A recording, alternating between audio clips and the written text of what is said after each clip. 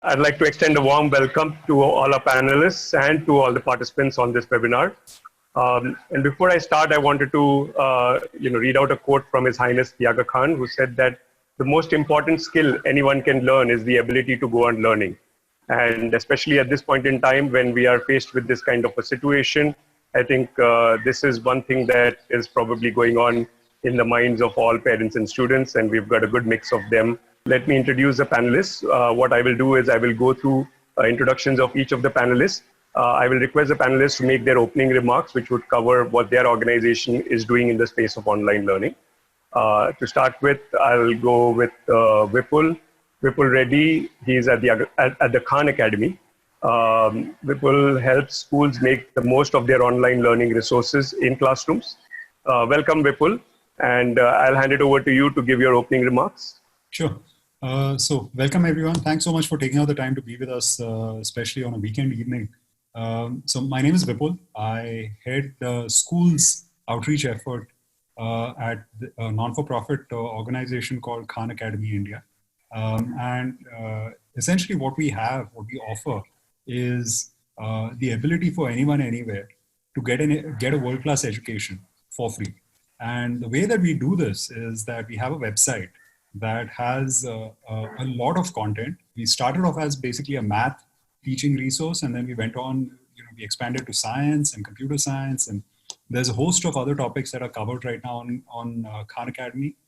In India, our focus is specifically still on maths and science, specifically geared towards the NCERT curriculum. And so essentially, if you were to go to the website, khanacademy.org, you would find there's a couple of characteristic features of this. One, it's free. That's sort of a founding tenet. So yeah, so as I was saying, and I hope this is a little bit better. So as I was saying that essentially it's a website that has content that you can use to learn math. The content would be in the form of either videos that you can use to learn or exercises that you can use to practice. And the whole idea of this entire website is that the concept of mastery.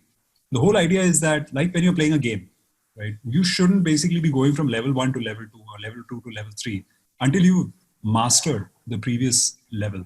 Our entire philosophy around learning is very similar, and you will see that when you were to use this website, that we want you to master all of the prerequisites before you move on to the next concept or the next grade or what have you. And so, yeah, that's essentially what we do. Thank you, Vipul. We'll move on to Mr. Raghav Podar. He's the chairman of Podar World Schools, a fine blend of global thinking and Indian values. Raghav is a path-breaking educationist and a thought leader on constructing optimal learning environments. So thank you for the introduction. My pleasure to be here. I'm so happy to be amongst parents, but even more so students. I know you mentioned that there are going to be quite a few students joining us as well, and I think that's the best idea of having these kind of webinars. I am heading Podar Education, but I prefer to be the chief curiosity cultivator at the Podar Education Group, because learning is simply about sparking that sense of imagination and inquiry in a child's mind, in a child's brain. Because once you can do that, once you can ignite that curiosity, learning will take place organically, naturally. The human brain is designed to learn more, to find joy in learning. The highest number of endorphins, which is the feel-good chemical, the highest number of endorphin receptors in the human body is found in the learning centers of our brain, in the hippocampus, which essentially means that our brains, our bodies are hardwired to find more joy in learning. Role in the education space you mentioned, I would like to go beyond just Podar. I'm very, very passionate about a couple of things. One being to try and make our country less obsessed with this marks that we keep chasing. The entire country, the Asian system of education, not even Indian, so many countries are just chasing marks throughout the year. And what are these marks measuring for a large part? The ability of a child to memorize and regurgitate better. Are those the 21st century skills that children are going to need? We have all agreed that the 21st century skills are going to be about creativity, collaboration, analytical thinking, problem solving, resilience, teamwork, And yet, as a country, we are running behind the focus of marks. How can we get more marks? How can we get that 95 or 97 and all of that? So I'm a very, very passionate believer in trying to shift that over-obsession of marks to more about skills and those 21st century skills. Thank you, Raghav. Thank you for that brief introduction. I'll move on to Jonathan.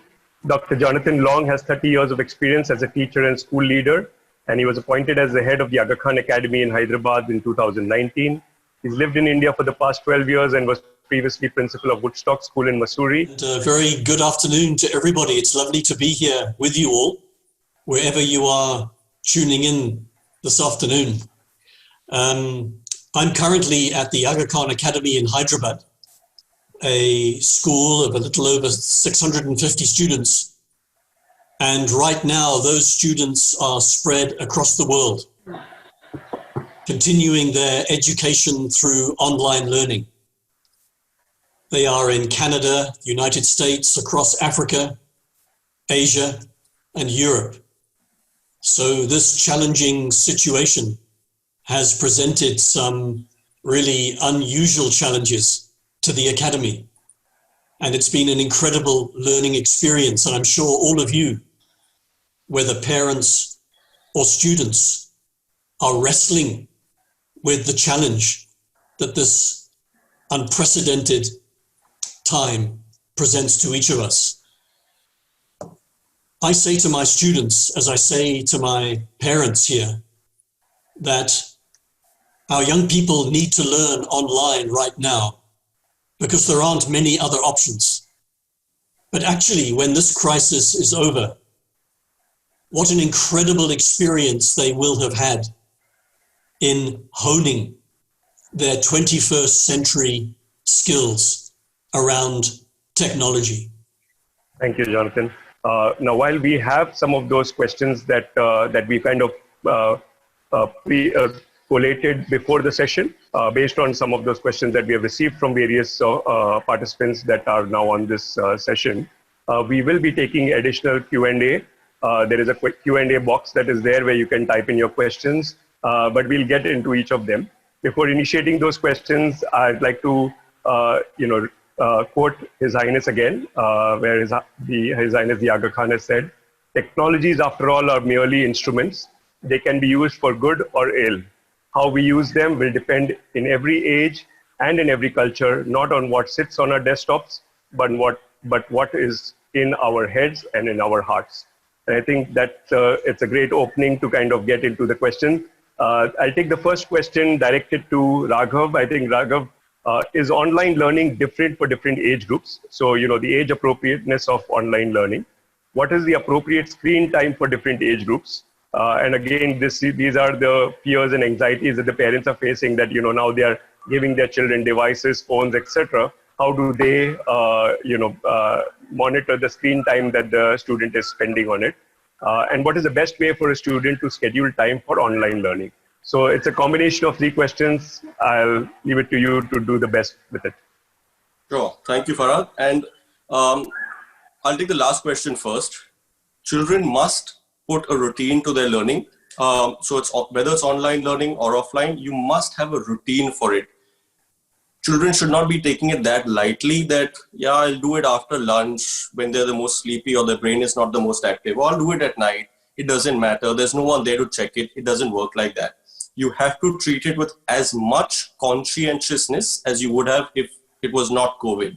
So you must set a routine, preferably in the morning when your mind is the most fresh, your brain is the most active. That is the time a child should be focusing on their learning, whether online or offline.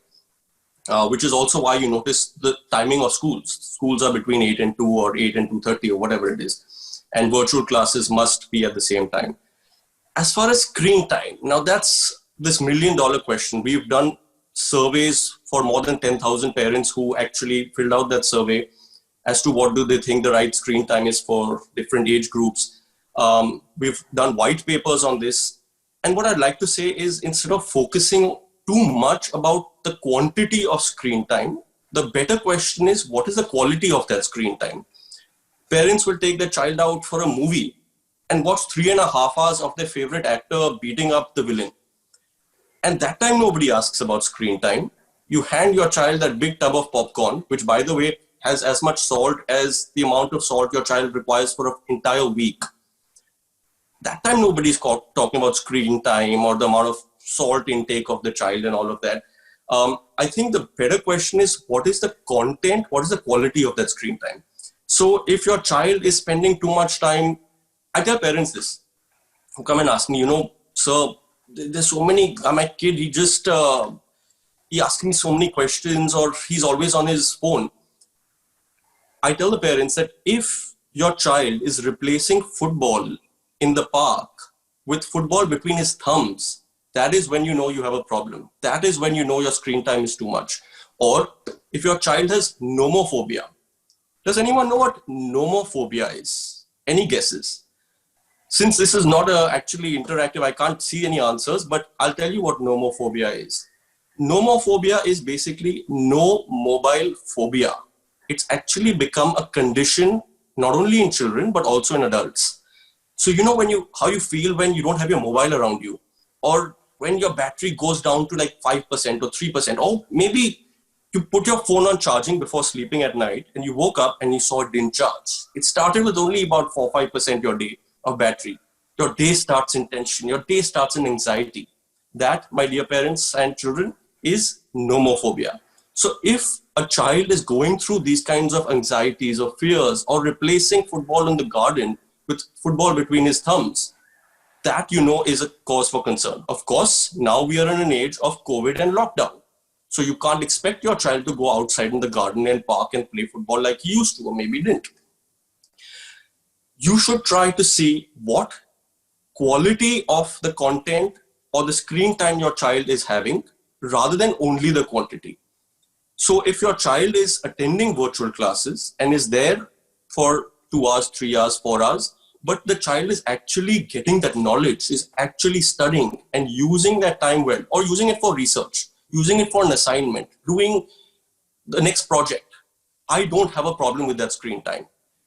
You asked another question about the age appropriateness and how online learning differs from younger kids to older kids. When we started online classes literally overnight because of the lockdown, we thought we would start it from standard 3 to 12. Then we said, looking at the standard 3 children doing it very well, we said, why not start standard 1 and 2 as well? We started standard 1 and 2. The preschoolers, we said, why not? I mean, children are digital natives. They're born into this digital age. Before they can even read or write a sentence or even words, they can swipe their way to their favorite YouTube cartoon.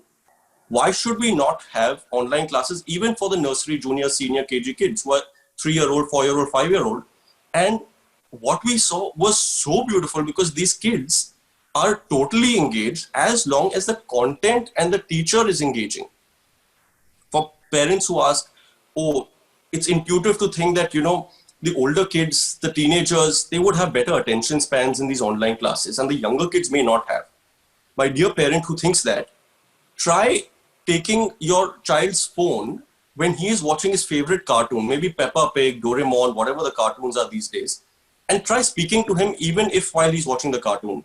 The child is fully engaged in that cartoon. You can't even say a word that the child will respond to.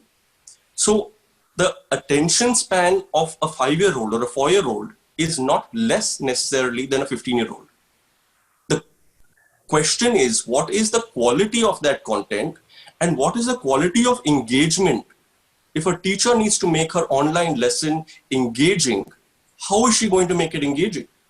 It's not only about the content, because we had a beautiful, beautiful class. The best online class I have visited in the last 1 month of the lockdown is a Gujarati teacher in one of my schools in Baroda, where, everyone thinks we'll focus on English and Hindi and social science and maths and science. There was a Gujarati teacher who said, no, I'm going to take this class. And it was the best lesson of all my schools of this entire month. Why? Because she was enjoying it. She had such a great time delivering that lesson. She was loving it. So automatically, if you enjoy what you are going to give to the class, the children are going to enjoy it. So as far as screen time is concerned, focus more on the quality of that screen time.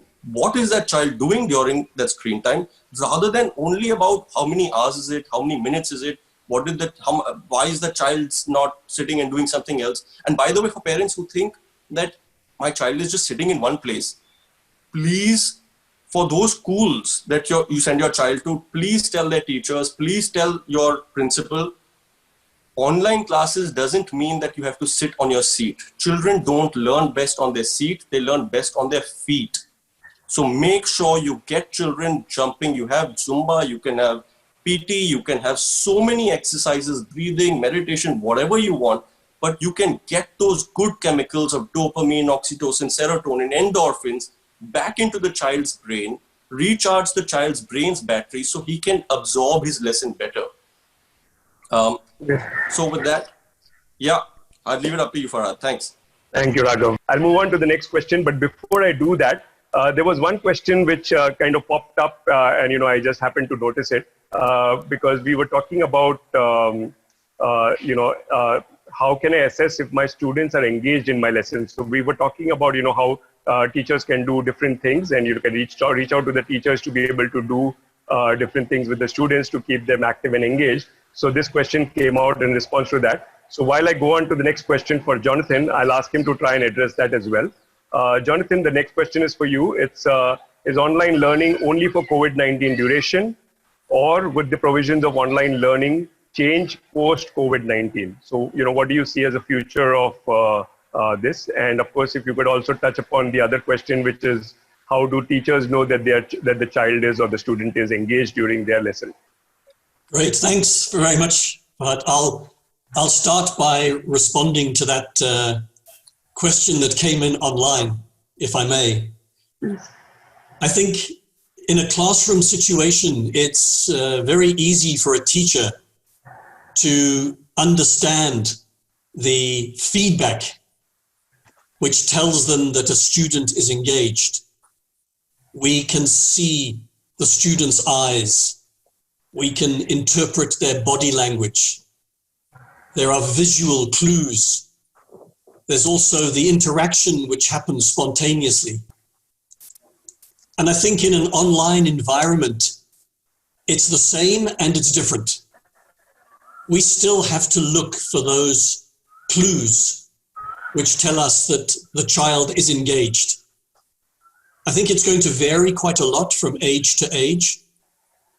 The clues which tell us that a young child is engaged will be different from a teenager or someone a little older. But I think we have to become skillful also at understanding the individual child. We know that a young child finds it very difficult to hide their boredom. As we get older, we become experts at hiding how we really feel. So I think teachers and parents have to increase their ability to interpret how the individual child is responding. To the other question you asked, Fahad, is online learning only for the COVID-19 situation? A great question, because this crisis is not something we invited. It took us by surprise. And the online learning we are following now is our response to a crisis situation. We're learning a lot. And I hope some of that learning will be learning we retain for the future. Because the online environment offers education a huge amount. Personally, I believe that the richest and deepest learning happens in a social setting, in a physical setting where people are present as real physical human beings. That's the very best type of education. But even in that setting, online learning can enrich the learning experience. It can literally bring the world into the classroom, into the home. So to sum up, I believe that the online learning that's happening now is not only for now, but for many of us, we came into this as a crisis. and we're clinging onto it in order to see us through. Once we come to the other side, I believe we will learn things that will make every classroom in the world a more enriched and more powerful experience in which young people can learn. Thank you, Fahad. I'll move on to the next question for Raghav. Would rural remote centers with no quality school access be more prone to online learning? From our experience, we have not really found that to be true. It's intuitive to believe that if you're in a rural area and don't have good school access, maybe you'll be more drawn towards online classes. I don't think, from what our experiences, we've not found it to be true, because you have so many courses available online, whether it's on Harvard now giving it free, MIT, Coursera, Udemy. There's so many of these platforms, even free courses. And if that was the case, then rural areas would be all lapping it all up and getting all these courses and learning so much from it. But that's not really what's happening. In our own schools, which we have in rural areas also, we find there is no correlation between being in a rural area and having lower engagement or lower attendance than versus in an urban area. So I would not necessarily think that's true. I do think, though, one is, even if one does start an online course, which is through a Coursera, Harvard, MIT, whatever, the problem is that people are not committed enough to it. So if you look at the commitment rate or the finishing rate of a course of people that have signed up, it falls as low as 5 to 10% if the course is free. If the course is paid, it's about 15 to 20%. So that means that a lot of people are not finishing their courses. They're just not committed to the course. So one needs to focus on that as well and realize that education is not a transactional phenomenon. It's not about transacting curriculum. It isn't. Education at its core, at its fundamental core, is about the human relationship. The role of the educator in the 21st century is no more that sage on the stage. You know, when we were in school, when we were young, you have a teacher standing up on stage and blurting out these pearls of wisdom, and all of us students would grab onto it. We live now in an era of information surplus, where kids have access to limitless information on their fingertips. So the role of the educator in the 21st century has moved from that sage on the stage to a guide on the side, from being that gatekeeper, security guard of knowledge, to being a facilitator of learning. That's all what an educator's role is, to be able to facilitate that learning. Because the highest form of learning, and I agree with Jonathan that he said that it must happen in social settings, because the relationships that develop between human beings, humans are social animals. But I would go one step beyond that. The highest form of learning is heuristic learning. Heuristic learning is essentially self-directed, self-owned learning. What I spoke about, if you can spark that imagination, inquiry, curiosity in a child's brain, the learning takes place organically. The mothers who are there in the audience today and the viewers, how many of you taught your child how to hold your finger, to grasp your finger when it was little child? Or maybe how to say mama, tata, papa. You didn't teach your child this. You didn't teach your child how to crawl. You didn't tell your child, okay, beta, now put your left elbow in front. Now put your right knee in front and move your bum ahead. That's not how it works. The child's brain learns this all by themselves. How? Through self-directed exploration and play. Our brains are hardwired to find joy in learning and to want to learn more. We are the most curious species that has ever existed on the planet. We want to know what's happening in Mars, on the moon. We want to know what teachers are gossiping about us as soon as we leave the classroom, staff room. So the essential aspect is, whether you're in a rural area or in an urban area, you need to spark that imagination, inquiry, curiosity in a child's brain, and let the heuristic learning unfold, because that is the highest form of learning that can happen. And that can also happen through virtual classes. It's not that it will not be possible on a virtual environment. Of course, it's much better, much more conducive in an environment where you have a lot of students to be able to get those social skills going.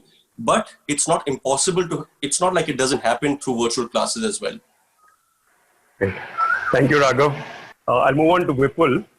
Schools are quite disparate in their offerings. how does one continue to deliver consistent student learning outcomes through online means?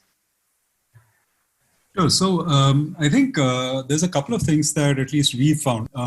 What we've seen is, at least at Khan Academy, a couple of things that we've seen with online learning. One is that, especially with relatively objective topics like mathematics, where there's one answer and there's basically one way to do this right, and, it's relatively easy for a website to be able to tell whether you've attained mastery of a topic or not.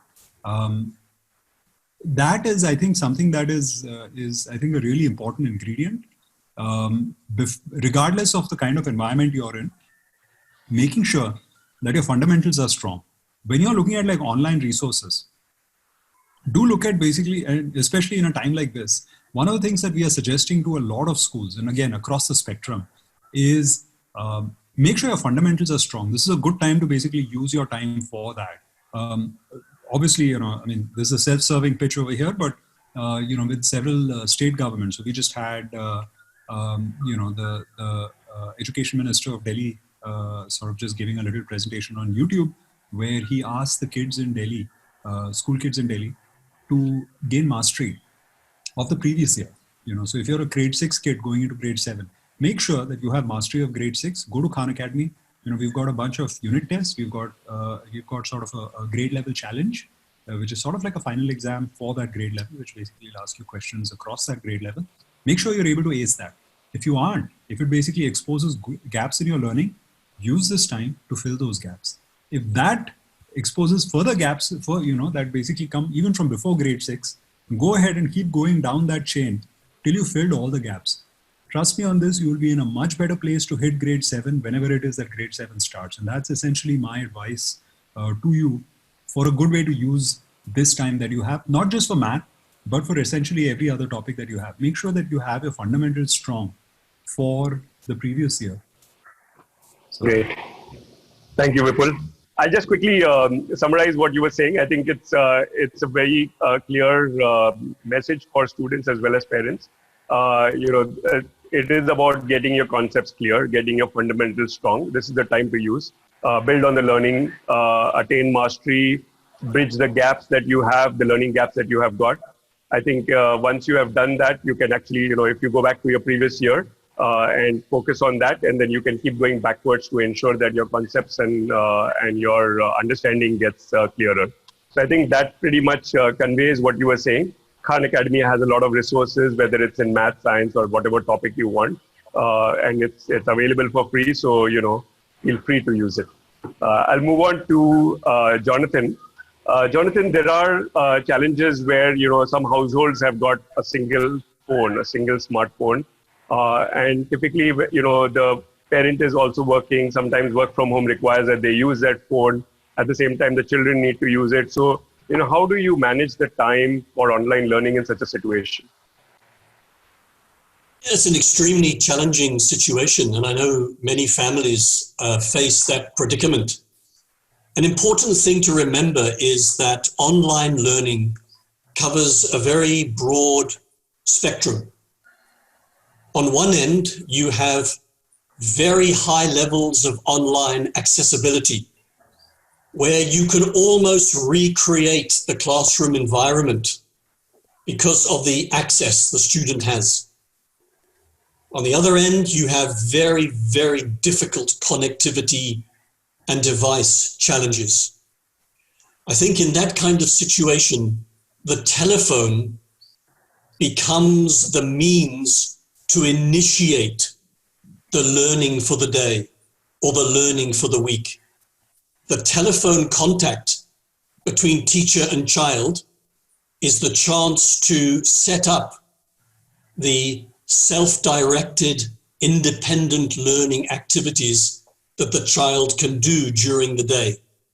But of course, you can't have hours and hours of synchronous, real-time engagement happening between child and teacher through the end of a telephone that's being shared by other family members. So my advice would be to make sure that that telephone becomes the means through which the child is given some prompts set some projects or activities, goals, targets, and then during the day, without the telephone, sometimes through spontaneous, undirected play, the child can continue to learn.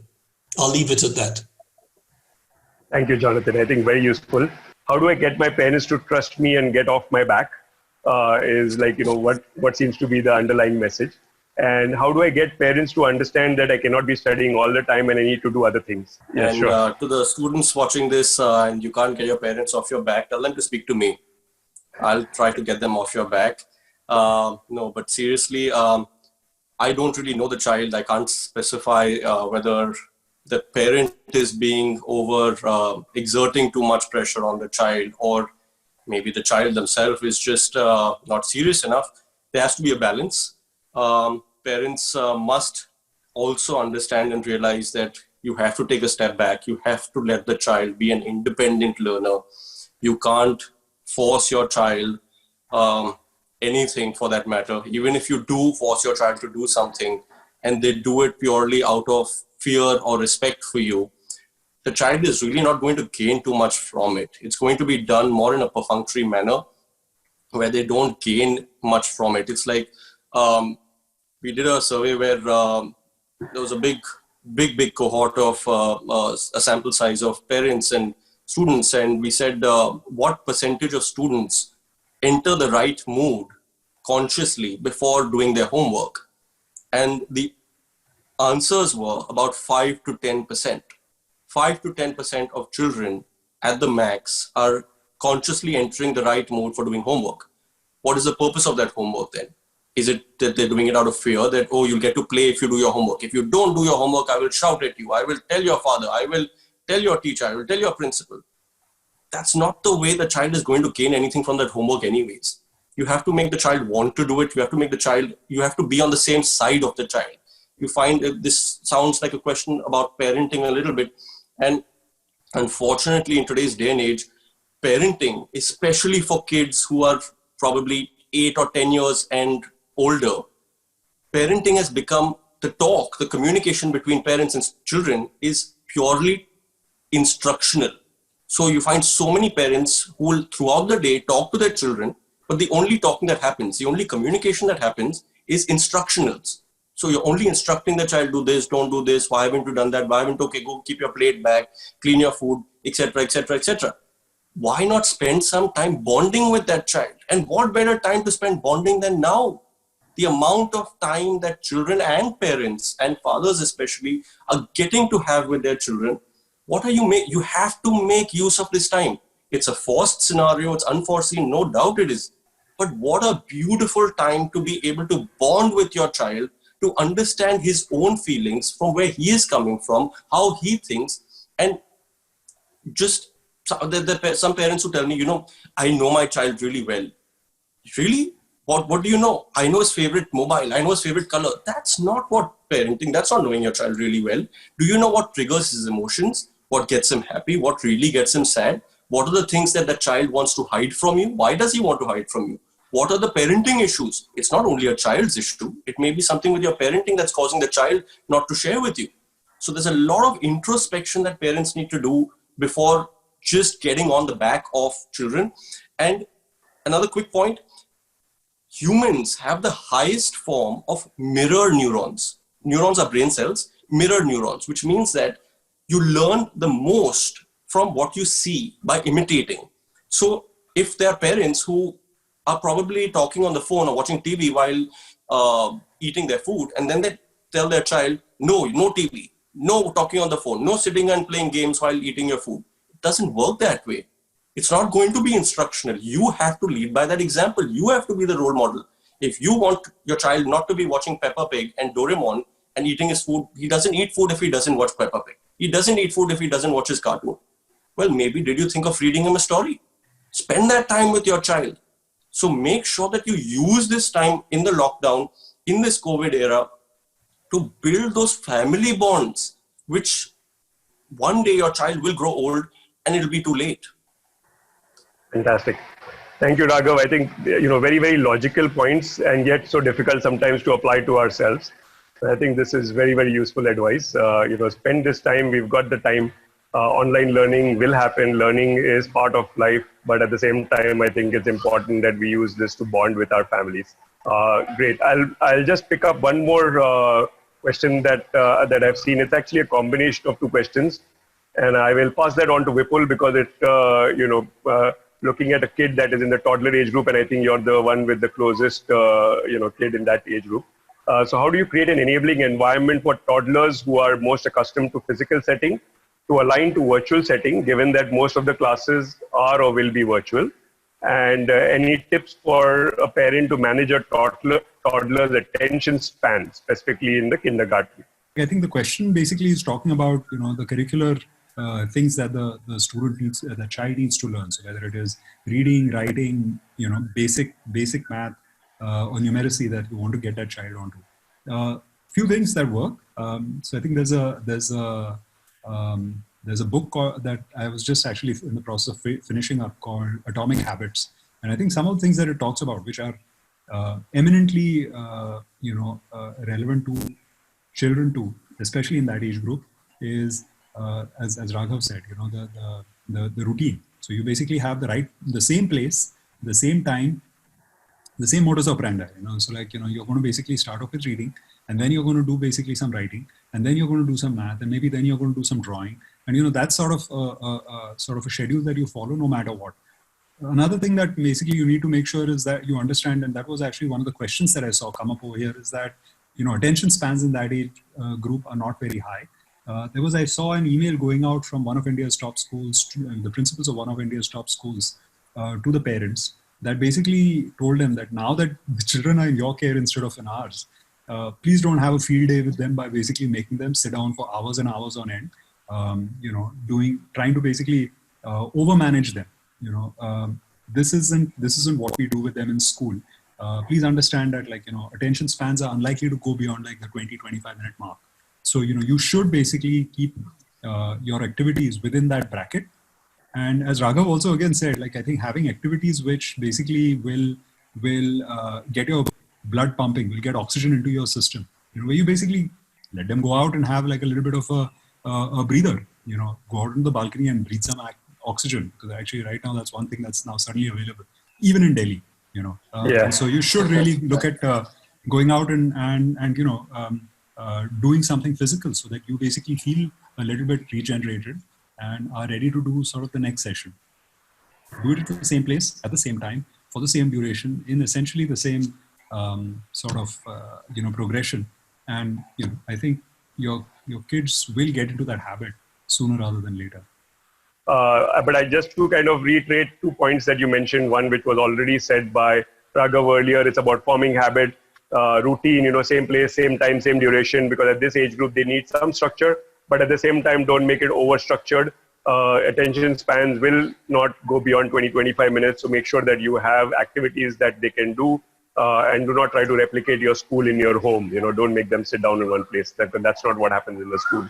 I think that's largely what, and I think those are very fair points that you've made there, Vipul.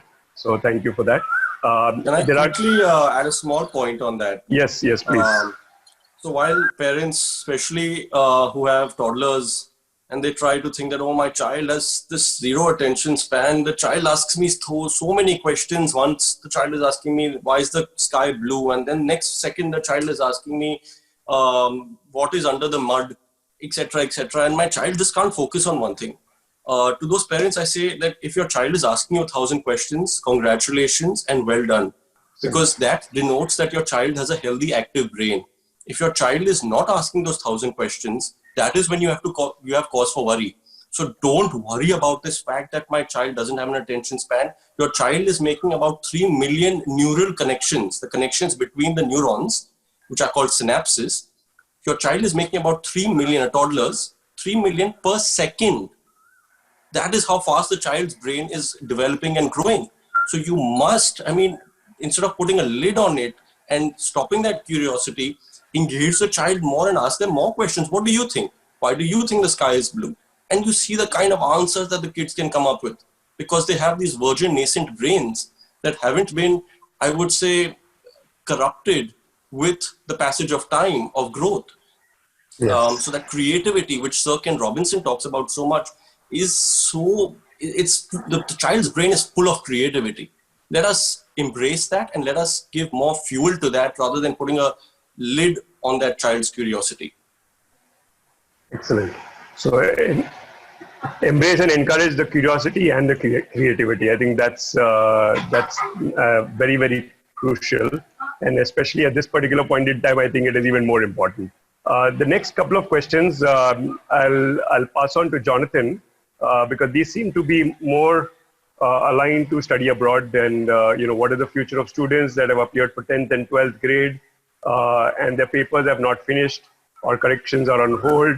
How can students who have secured admission in foreign universities but not got their class 12 results confirm their admission and plan for future? So there's a lot of anxiety around some of those things because obviously they are all looking at completing their grade 12 and their admissions in foreign universities, etc. may be on hold, or I'm not really sure where it stands at the moment.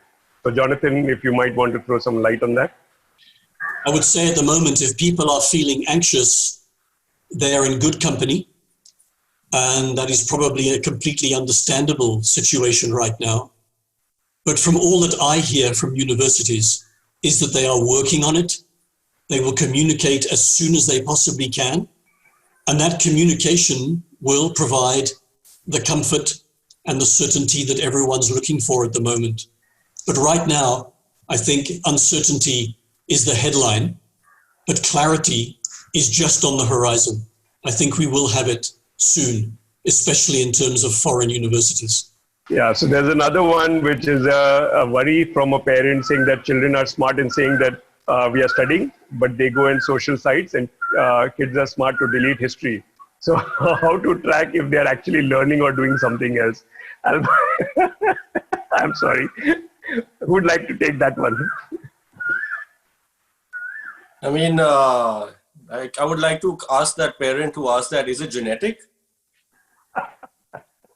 I mean, when you were a kid and you had your parents, there were things that you were doing as well. It's natural. Let it be. Let the kid be. Try to gain that child's trust and don't try to be a policeman to the child.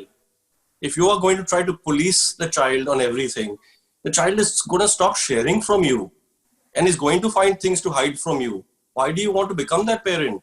Why do you want to be policeman mama or policeman papa? That's not the point of parenting. I mean, understand that there are certain things that the child is going to want to do which are not necessarily by the book, by your book. Overall, if the child is developing well, I don't think you should be fretting about it, even if it's a board year. Just relax. Just relax. Enjoy the parenting and don't try to be a policeman to your parent, not to your child. Thank you, Raghav. Any other thoughts? Anybody else wants to add something to it, Jonathan or Vipul? In general, I think your role as a parent, and this isn't just to do with social sites, this is to do with access to the internet, and even more generally actually, accessing the big world outside. You're going to meet all kinds of characters. You're going to meet go into all kinds of environments. And I think your role as a parent, no matter how hard you try, and something I'm realizing as a parent myself is I will never be able to protect my child from everything out there that basically is likely to harm her or cause her pain or basically, get in her way. The only thing I can do is prepare her for those, and essentially that is your role over here. So, I mean, regardless of whether it's online or offline, the things that you can do are, prepare your kids to know, the good from the bad. If they're chatting with a friend, I don't think that's necessarily a bad thing. It's basically right now in a situation where they can't actually be face to face with that friend. That's actually a healthy way to be interacting. That's not a bad thing. Very true. Very true. So safety security has become a big concern, especially with people hacking into and getting into some of the classroom sessions that have been conducted. But yeah, you're right. I mean, there is a level of mutual trust that has to be built between parents and children, and focus on strengthening the relationship between them rather than trying to monitor every single thing that they are doing. And there will be plus and minus in that, just like in everything else. But I think the maintaining that balance is important, which has been repeated multiple times on this conversation. I'll just go back to Raghav. Right at the beginning, Raghav, you were talking about some of the non-academic subject activities that can be also done online. And I said I'll request you to kind of go a little deeper in that and probe further. So if you could just talk a little bit more about that, and then we'll try and close. Absolutely. So initially, when we were planning the online classes, everyone was, we should do the core subjects, and we said, why? Why should it only be the core subject? Who is to determine what is a core subject? Because it scores more or it's more important in academic terms. But education isn't only about marks, it's about learning and the child's brain development. And the brain development happens with all subjects. So whether you're talking about PT, or you're talking about yoga, you're talking about meditation, you're talking about dance, these are the kind of activities which are very well done through an online screen as well. We have trialed it out. We are doing it. In our last session on Saturday for the Zumba session, we had over 1,000 people sign in for that Zumba session. And everyone is enjoying themselves. The idea of that is purely to get the good chemicals coming out of our system. So the dopamines, oxytocin, serotonin, endorphins. Once you get these chemicals being released by your body, automatically your mind is going to get better. Your moods are going to get better. You're going to be more positive. You're going to feel better about things, confident about things. And that is what's required, especially during lockdown. If you become indolent, if you become lazy and just sit and watch something on a screen, that's not the way it's going to work. You have to take out those 30 minutes, 1 hour of the day, get your oxygen back into your blood, get your blood flowing, and that allows your brain to reach much better optimal levels. The clarity, the focus of thought. So we are making sure that every day, if there's a PT period, the PT period continues. If there's a dance class for the students, that happens. It has to happen because that is essentially recharging the brain's batteries. We care so much about, before sleeping, we have to recharge our phone because the battery is most important. What about recharging our brain's batteries? We have to focus on that and get these good chemicals to remove the negative chemicals, the cortisol, not cholesterol, cortisol. Cortisol is the human body's reaction to stress. What it does is essentially your prefrontal cortex, which is the front part of your brain. That's essentially the CEO of your brain. It controls all your executive functioning of your body, your decision making of your body. When you are stressed or you're tensed or you haven't had any physical activity, your prefrontal cortex is going to increase its cortisol levels. When you increase your cortisol levels, your ability of your brain to perform at its best is going to get reduced. You must take out time of the day to do whatever you enjoy, whether it's the dance, whether it's aerobics, whether it is jumping, whether it is doing push-ups, some kind of a gym activity in your own house, whatever you enjoy, make sure you do it because you can see the results on the other side of that, which is not necessarily a result that will be measured on an Excel spreadsheet. But those kind of results don't need to be measured on Excel spreadsheets. They are the results that are far greater than that. So make sure you do get in this physical activity time, whether through the classes, and if you don't have the classes, because most schools are going to be shut. You have thousands of online apps. You have YouTube videos. You can watch whatever you want. Personally, myself, I'm using the Nike Training Club app, which gives you different workouts to do in your home, even if you have no equipment and no space. And it will allow you to reach a better level of yourself. You don't need anyone's permission to become a better you. So last closing remarks. We'll start with Vipul. One thing I think you heard time and time again today is that in this environment, most parents are basically playing a proxy role to a teacher. Things that a teacher would have done in a school environment, now a parent finds himself or herself sort of trying to replicate in a home environment in many ways. I do think that a parent that is engaged in a child's learning will result in a child that is better informed, has greater mastery on that which he or she needs to learn, and walks away in a better place, I think. So I think this is definitely a good time. So I'm basically looking at the glass half full, I realize, but it is a good time, and I do hope that some of these efforts outlast this environment. The second thing that you just heard was about online environments and virtual tools. And what matters is not so much, and again, I saw lots of comments on this in the Q&A around the fact that what matters is not so much screen time, but how you're using your screen time. Thank you. Thanks, Vipul. I'll move on to Jonathan. Yeah, thank you. I think most importantly for me is that amidst all of the challenges of the online environment, that we don't forget that we must allow our children to still be children. And the exuberant spontaneity of the child, the innate abilities to learn that we've already referenced, but also maybe in this online environment they now find themselves in, there may be some surprising benefits that could not have accrued in the traditional classroom environment. I just leave you with some examples. Perhaps our children will discover a greater joy in some of the simple things of life. Perhaps they will learn to appreciate connections with family that they didn't have before. Maybe even something as simple as the view from a window that was taken for granted.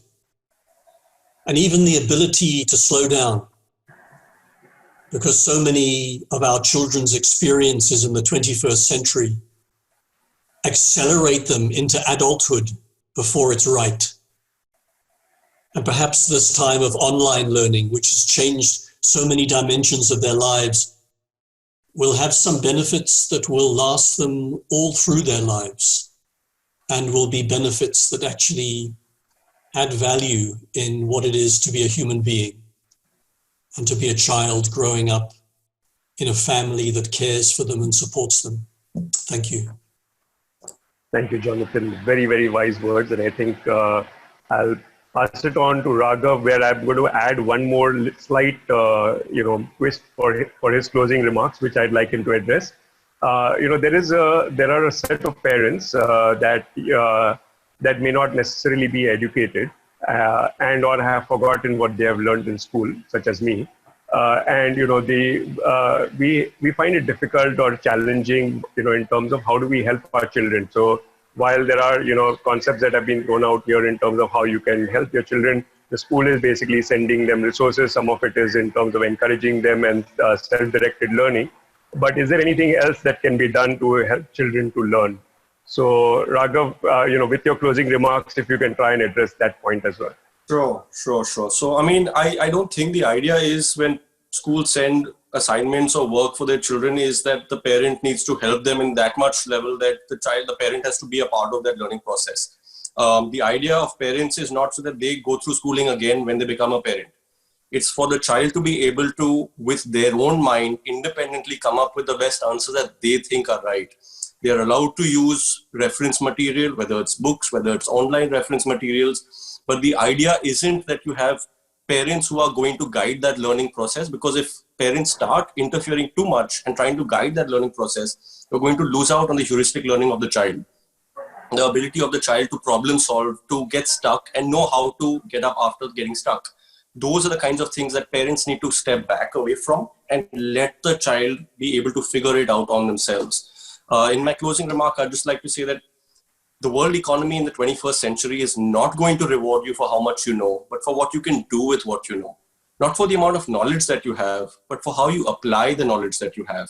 So it's imperative that we use this time, even though it's an unforeseen, some people are calling it a disaster. I don't want to look at it like that.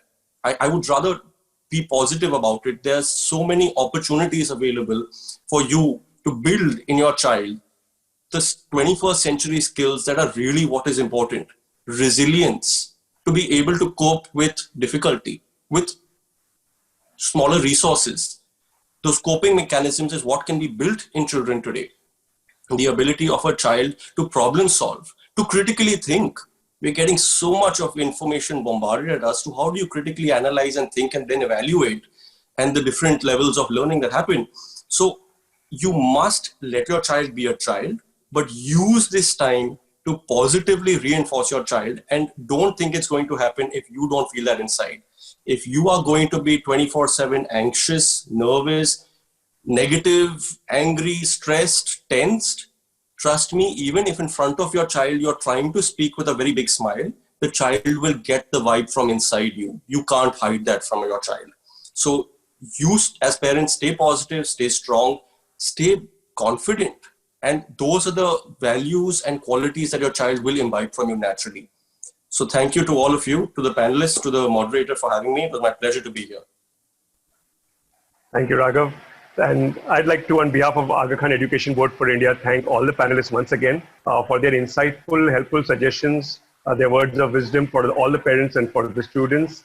A lot of points that are there that we are taking away from this session, focusing on the simple things in life, connections with family, the ability to slow down. These are the opportunities that have been created. The whole concept of not forcing too much on the child, less is more. Make sure that you don't keep it only academic, pursue your hobbies, learn new life skills, be physical, use your visual support through the online learning to be able to do some of the things like Zumba, dance, or whatever other physical activities that you can do. Breathe, regenerate your body, plan your time together, manage it effectively, keep it real. I think a lot of it is to do with keeping it real. Don't try and have aspirations that are unrealistic. If you are clear about what you can do and what your child can do, then together you are going to be able to do it better and feel good about it. Be positive. Don't let your anxiety rub off on the children, and it will show and it will pass on. So try and remain calm during this time. Share responsibilities, remain positive, be grateful for what you have. I think it's immense that we have all got this life that we are living. And that itself is a blessing. And I think that with that, I'd like to close the session for today. Thank you once again, everybody.